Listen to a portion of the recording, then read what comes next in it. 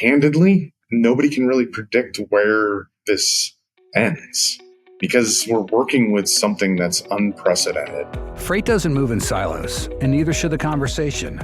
Welcome to The Freight Table, a monthly podcast from the Intermodal Association of North America, connecting data, government affairs, and voices from across the intermodal supply chain.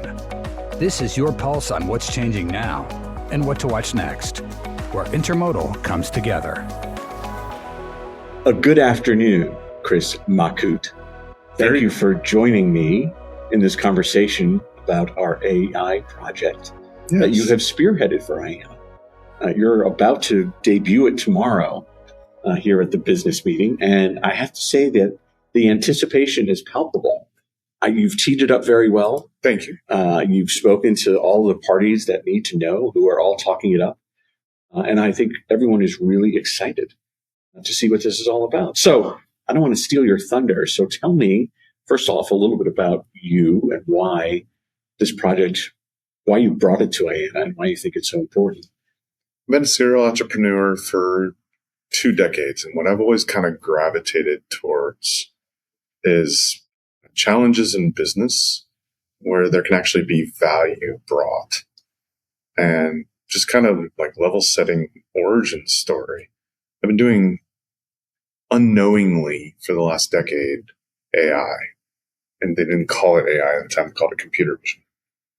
We were creating models and building things out, developing our own product.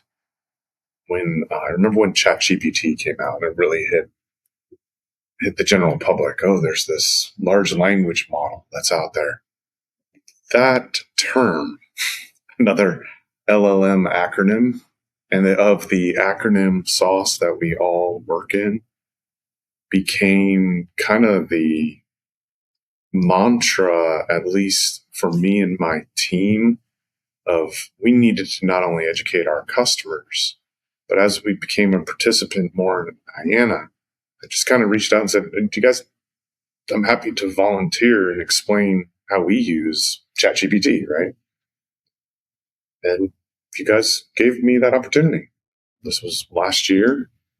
And we just it was an hour-long session.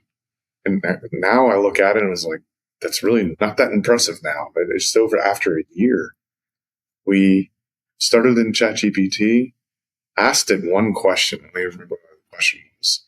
Something about intermodal and statistics, and used the deep research function. And that was an hour-long session. Out of the hour-long session, people were like, we want to go deeper, right? And that's what really fueled the initial interest of, I'm also somebody that likes to help.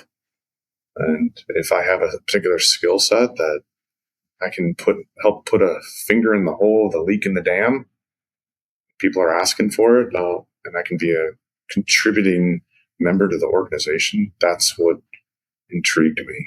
I just really enjoy working with people, enjoy working with all the different organizations that are represented here, and just the mission of the organization overall to make the industry better. That is a very thoughtful response, and I appreciate you sharing all that. I think you, in a lot of ways, embody really why IANA was founded, and that is you are trying to advance the industry. You are trying to move the ball forward in an area where, people need at least to be aware of how to move the ball forward, which is probably the biggest challenge, because then everyone's going to figure out how they do it at their own business level. Yep. But it's that how do we kind of put the parameters around a process, and how do we give those people guidance and assistance to help them figure it out. So I really appreciate you framing it that way. So in this process, you've worked with some SMEs, some subject matter experts that have been extraordinarily insightful, I think, in this process. Absolutely. And I think that if you wouldn't mind talking about why that was so important to this process. Absolutely critical. So when I got my computer engineering degree from college, I thought I knew everything. You all know. Shocking, really? Everything, yeah. This little piece of paper gets me everything. Everything. It's furthest from the truth, right? That's one thing I learned early in my career, that I knew nothing. And I knew going into this too. I don't have an intermodal background. My background has been around big machines doing really complicated things and working with other industry professionals that understand how trains work, cranes work, boats work, ship to shore container loaders, reach stackers. Spent good 15 years working in those kind of just really hostile environments. And being in that, just being able to work not only with the operators of these machines, but also their supervisors, their managers, so on and so forth. It really became prevalent that I did not always have the right skill set to understand what it was like to be not only the machine operator, but also the person supervising them. So I learned really quickly about just basic things like even in Business 101, customer discovery, of listening to people, kind of getting to where we are with this AI session that we're putting on tomorrow. The subject matter experts were critical to validating the assumptions that I make as a business owner and a technologist. But I personally have never moved an intermodal container. I've touched many of them. I've shipped stuff in intermodal containers, but never been actually part of the actual supply chain doing that movement. Needed people in play that can do that sniff test, right? Of if you're saying it is this way, is the result that we're producing accurate enough to then go to all our constituents and not look like we have a unicorn growing out of our head and everyone going, look at these idiots with their... Look at that unicorn growing out of his head. Yeah, look at these idiots coming up with this idea. Don't you get yeah, thanks. I sawed it off this morning. Now you know why we're at. But candidly, those SMEs give just the validity to, does this look right, David? And then David goes, Chris, no. And then just all of us could come together and be like, wow, this is cool, or this is not. And then as we are able to take this reports and statistics and data that we've collected over the last 6 months of working on this project, be able to cohesively, to the best of our ability, answer the why AI, and then provide suggestions on what we think should maybe happen in the future. Yeah. So not to project, in your opinion and as you think about it, and I know as much as we want and we're looking for the feedback from the membership in terms of next steps, what are you hoping for tomorrow to see as this unfolds and you're telling that story of the container, of the journey? Is it one thing or many things? If I were to if I had to pick one thing to happen tomorrow. By the way, Michael Darden has asked me to videotape kind of as you're rolling it out to see what people's reaction is. That's the key. Yeah. I think my one hope takeaway is there's enough information, enough participation to give a clear consensus of we've answered the why and we've answered the why well. The why use AI. Getting from all the different participants, volunteers, IANA staff, everyone that participated in this process, getting a clear direction of how is AI implemented, built, structured, formatted, and delivered in such a way that I don't know if it'll be at the IANA Expo, next business meeting, IANA Expo 2027. I don't know. My ultimate goal is to get enough information to get guidance on where do we take this next? Do we need a different meter? Do we need a different group of SMEs? Do we need a different team members? I'm open to it all, candidly. I'd like to see it get to a volume 2. Kind of calling it a volume 1, chapter 1. This is initial framework. And we're going to hopefully answer the question really well of from framework to intermodal implementation in your own operations, give a lot of people insight into the day-to-day. Love the topic that team put together with the journey of a container. So wherever you are in that journey of moving the container, here's the why you might want to use AI there. I think that's huge. Doesn't answer how do you do it, right? But it gives you, AI can impact me at that point, right? Let me look. It kind of shines a light on kind of where are those opportunities for efficiencies, and that's what AI, in my mind, is meant to one of many. Yes, one of many. Yes, one of many. So was that a one answer? That was a. I'll take it as a one. Okay. With multiple parts. That's what I'm targeting for. Yeah, you did a great job. Thanks, David. You're asking great questions. What can I say?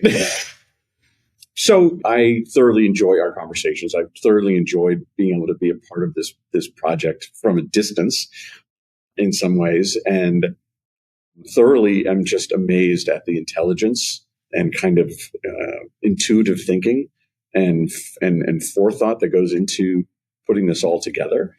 But at the end of the day, we had a very precise mission.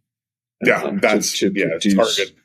And I think that you were very deliberate and very focused on ensuring that is where we stayed, that we stayed in this lane that would be very easy for us to go off. Oh, yes, very easy. A million different directions. Mm-hmm. And so in your mind, because your mind works on many different levels and in many different ways, where are you taking it next? Like, put everyone else aside. Where are you taking AI next? Wow. This is actually a really good one. Candidly, AI actually impacts pretty much every aspect of it. Fortunately or unfortunately, it does. I had it even, just even adding a personal story to it. Last summer. This isn't the dog story, is it? No, this isn't the dog story. Okay. Dog stories. Check out my LinkedIn. I'll do a little post and you can publish it. There's some great articles about my dog you should read about. Pretty close, though. Okay. It was actually my life. Candidly. Are you familiar with the MRSA? MRSA. Yes. It's an infection. Yes. That can kill you. Yes. Very quickly. I had MRSA. You're kidding. And it started from, I kid you not, a pimple on my shin, on my outside shin. I don't know about you, but I don't think you stare at your outside shin very much. It's not something like, even sitting down, you don't see. No. You can see your calves and stuff, but people aren't like sticking out their legs going, they're, I had a pimple. Yeah. It was nothing more than that. My better half saw it one day, and she's a nurse. She goes, Chris, that's an infection. I said, yeah, it's called a pimple. She goes, no, I think it's serious. It's pussy. Yeah, who cares? Long story short, I used AI to not only help me triage it so I can mentally get through it okay, what do I do next? It advised, see a doctor. I did the virtual doctor. That doctor, even through the virtual call, did not diagnose it with MRSA at first. They gave me the wrong medication. Oh. So, and it was getting progressively, but he warned me, hey, it might get 3 days, it gets better. It might get worse. I don't know. I think I'm not a doctor. So the AI was actually walking me through this journey. It could be, and it was, as an engineer, is giving me all these statistics and helping me process what the doctor said, but then also hold accountable my journey through this infection. It became real when, I don't know when you get a cold, but when I get a cold, it's almost always in my chest and I'm coughing. And especially if I ever get a fever, it's always somewhere in my chest and my lungs and nasal cavities or whatever. I got a fever for the first time in my life that wasn't part of my chest or my respiratory system. And it was like no fever I had ever had before. I immediately called up the doctor again, did the virtual call. This doctor leans in a virtual call into the camera. He goes, "Go to the emergency room now."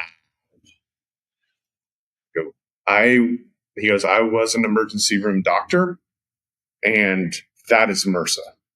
I know what MRSA is." I'm like, okay. All through that journey, I went immediately to the doctor. My better half was doing like wound care on it. And while I was doing all of this, I even documented it.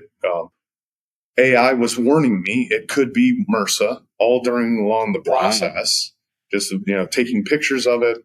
And then what was really critical is I had fever for like 3 days. Ooh. And it would spike to like 103, 104, oh. But then it would go back down to like 99, 98.6. Uh-huh. But it would only do it in the evenings. And I just kept my journal with the AI, temperatures at this. And it kind of just walked me through that process and was telling me what to do. I'm not saying it potentially saved my life, but it was incredibly refreshing of getting the second opinion immediately from also the expert. Mm-hmm.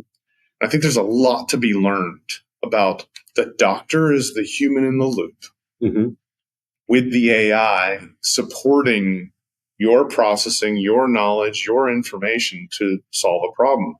That was my personal impact. It affects us professionally as a organization at the beginning of the year. I met with my team at SiteTracks and just seeing how everything was evolving, and I was seeing the storm that is now happening around agentic AI. It's one of the 4 pillars of AI that we'll go into tomorrow, right?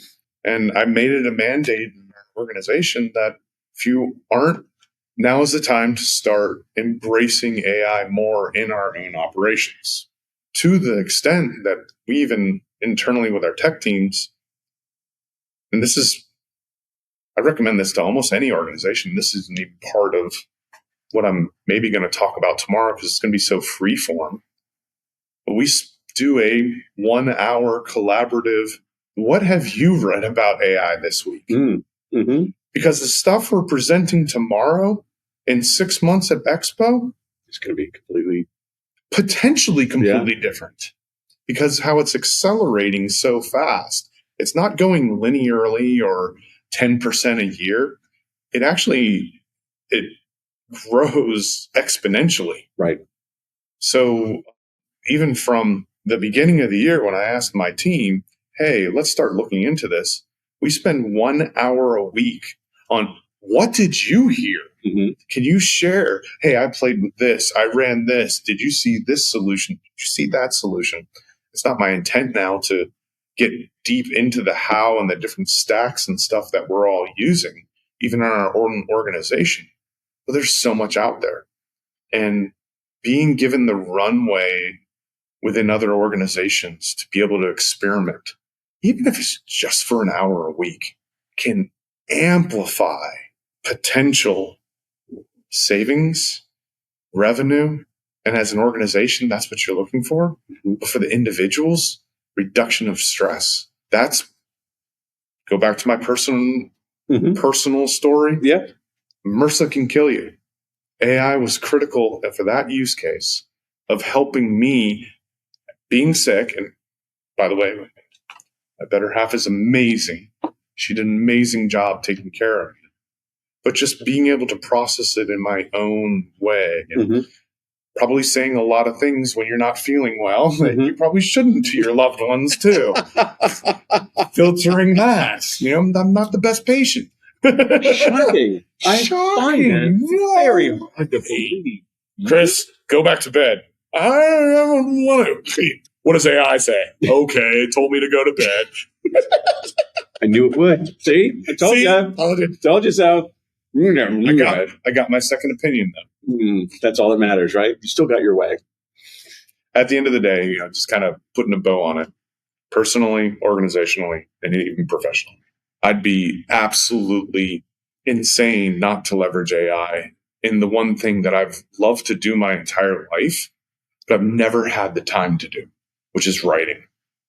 I love writing, but I've never had that, and I hated it when I was younger.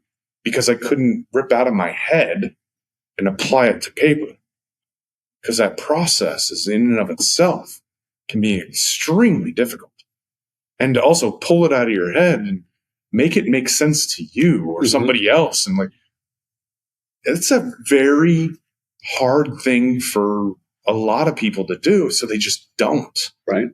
I started my writing journey just in November of last year because of this tool called AI.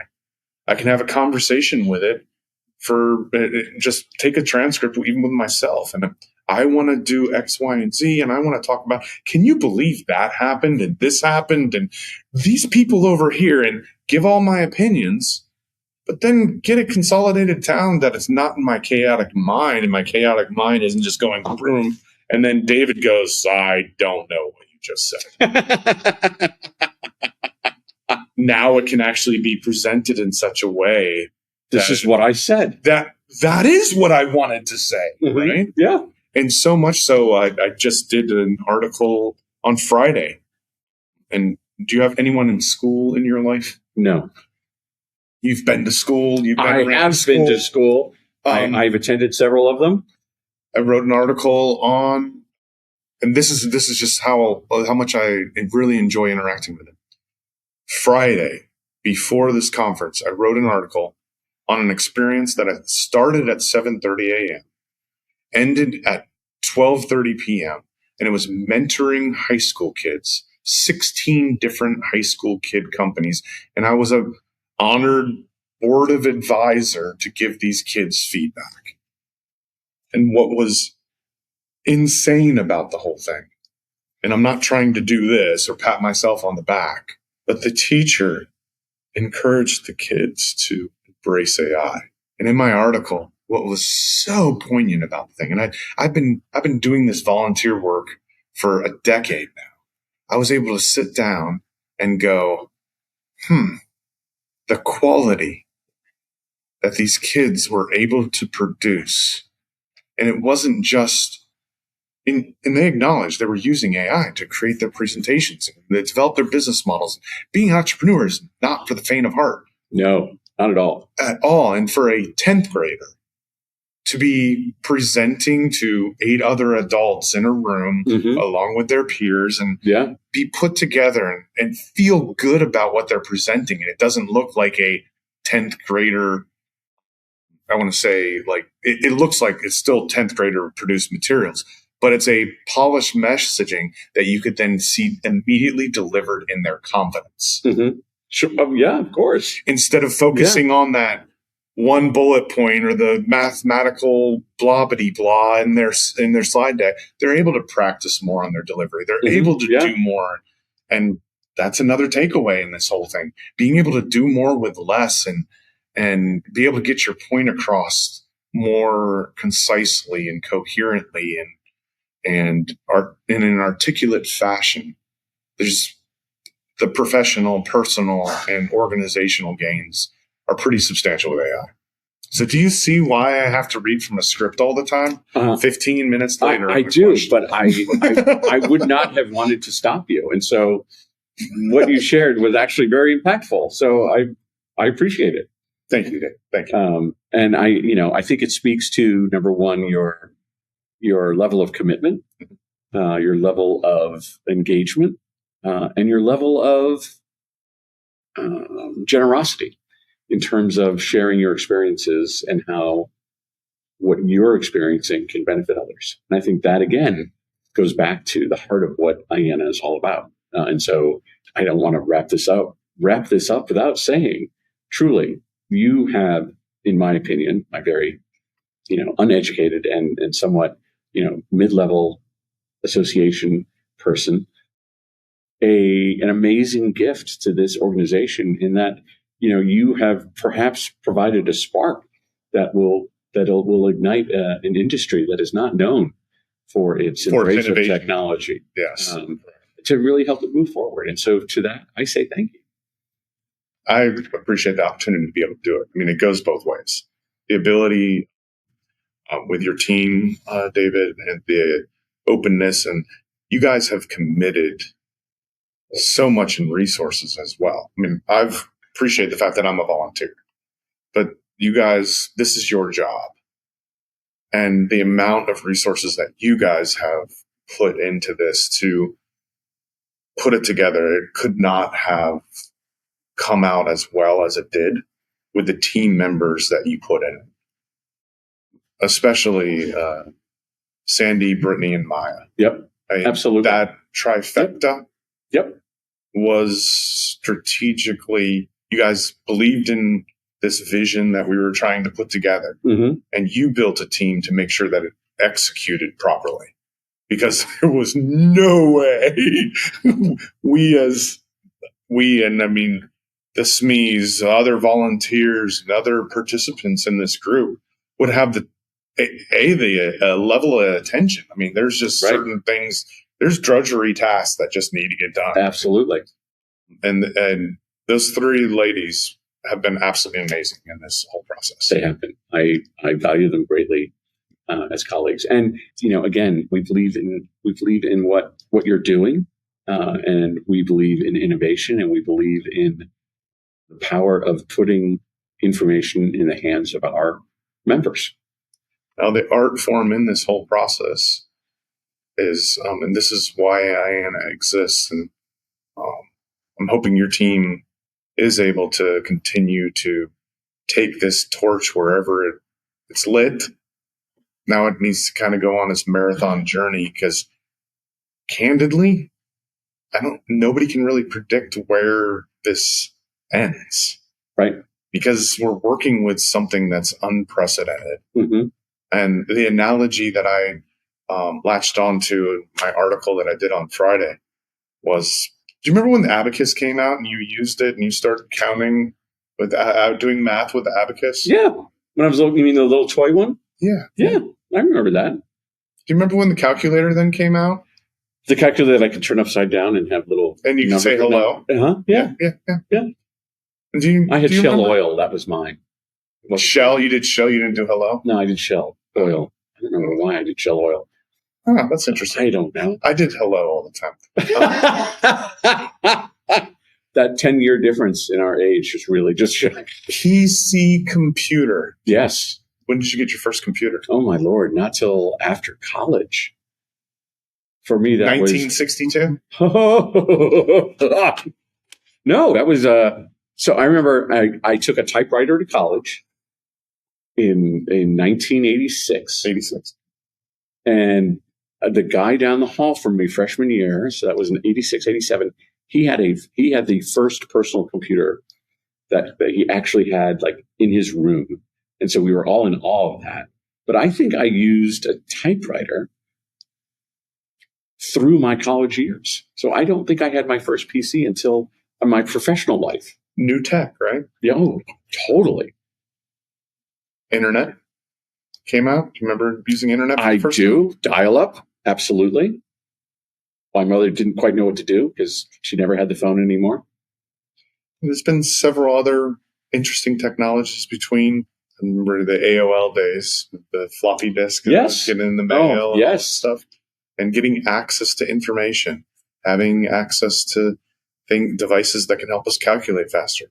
Every single one of those technology stacks, the teachers themselves are like, "You're not allowed to use this. This is new. We don't know," because they don't know. You have to learn how to do it before you can use a calculator. You have to learn how to add. You have to learn how to divide.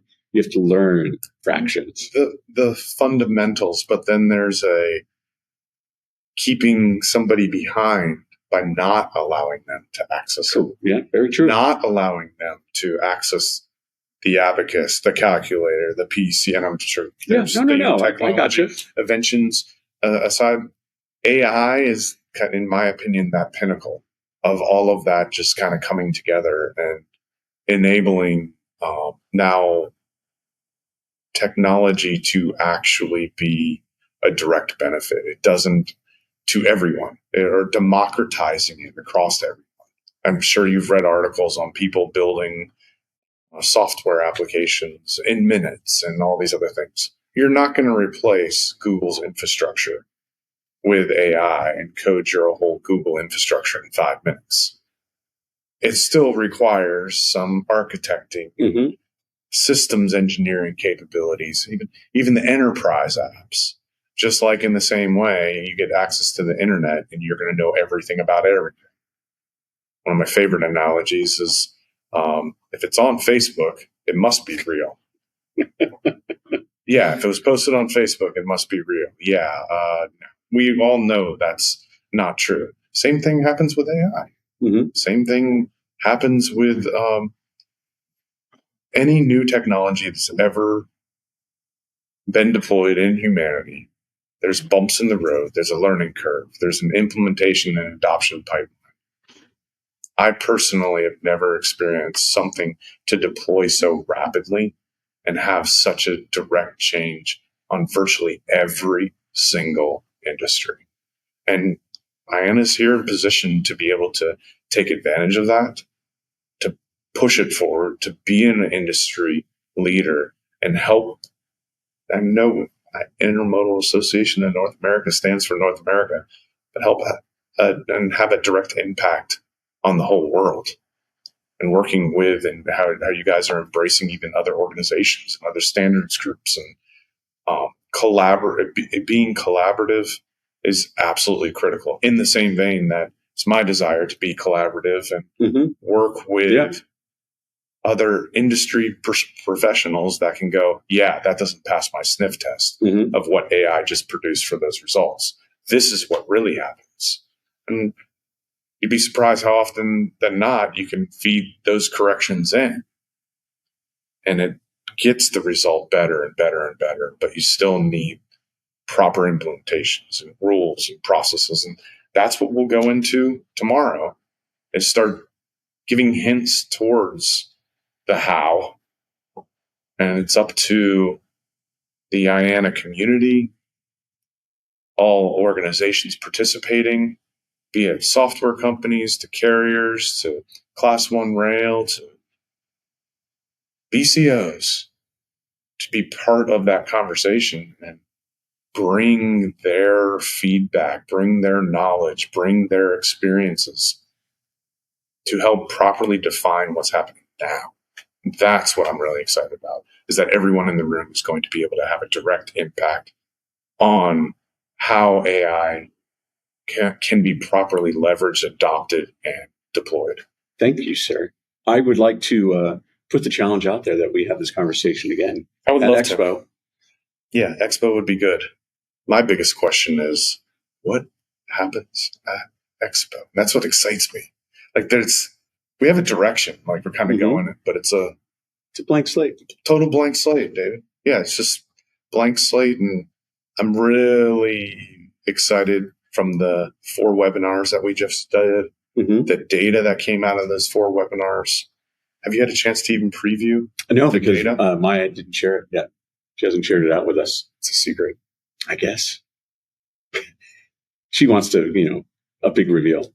I think you'll have a field day. You'll absolutely have a field day. I've been telling even businesses about it. You guys need to access it because this is your customers, vendors, organizations that you're interacting with, that this is their perspective on AI right now. I can't wait for the opportunity to ask those questions again in 6, 12, 18 months and see how it changes, because the results, even from the surveys that we did through all 4 webinars, I would have never predicted it. Like, everything that you think us human beings were thinking about, no, not here at IANA. Wow. Everyone's thinking about other things. Like, I can't wait. Yeah, it's interesting. So I won't ruin it for the session tomorrow. Okay. Chris, thank you so much. Thank you, Dave. A pleasure.